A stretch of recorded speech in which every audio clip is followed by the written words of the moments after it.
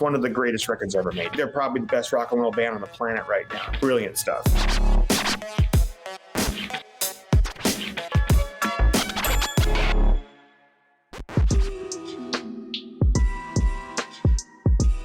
The first album I'd want to be stranded with is probably Big Star's first album, which is called Number One Record. It's just probably the most influential record of my life. I think that there's no me without Alex Chilton and Chris Bell. Big Star, that record just changed my life in a lot of ways. A lot of people, I think, would say that. It's one of those records like the Velvet Underground records where people would tell you that not very many people actually heard that record, but everybody who did picked up a guitar and started a band. There's no REM, there's no replacements. There's a lot of modern music that doesn't happen without Big Star. But the second album I would choose is probably Go Farther in Lightness by Gang of Youth.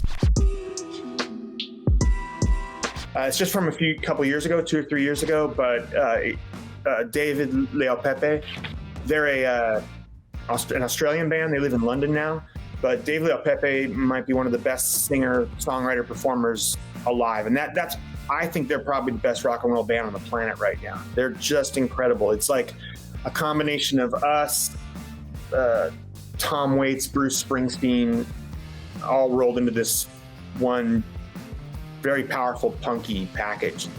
Brilliant stuff. The third record would be De La Soul, 3 Feet High and Rising.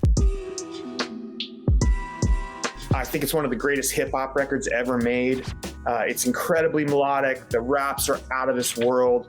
It is probably, along with the Beastie Boys' Paul's Boutique, the greatest sampling album ever made, and it'll never be topped because you can't sample like that anymore.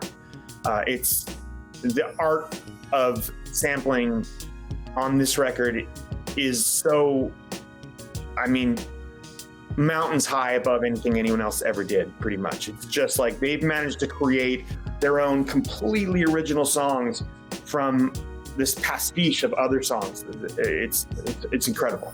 It's one of the greatest records ever made. 1989 changed the world to me. But number 4 is probably my favorite album of all time, which is Miles Davis, Kind of Blue.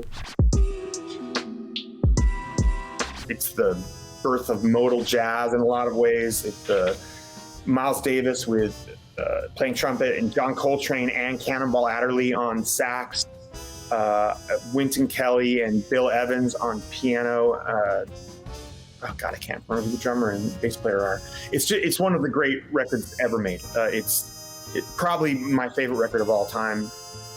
Maybe the best record anybody ever made. It's incredibly improvisatory, but it's also unbelievably listenable. It's as if he did write these kind of song pieces that are so catchy and so good that they were able to improvise over them, and you can still just hum them later on. It's also the players on the record are so brilliant that it's a giant record. Sean Barna and Matt Suzik are opening this tour for us.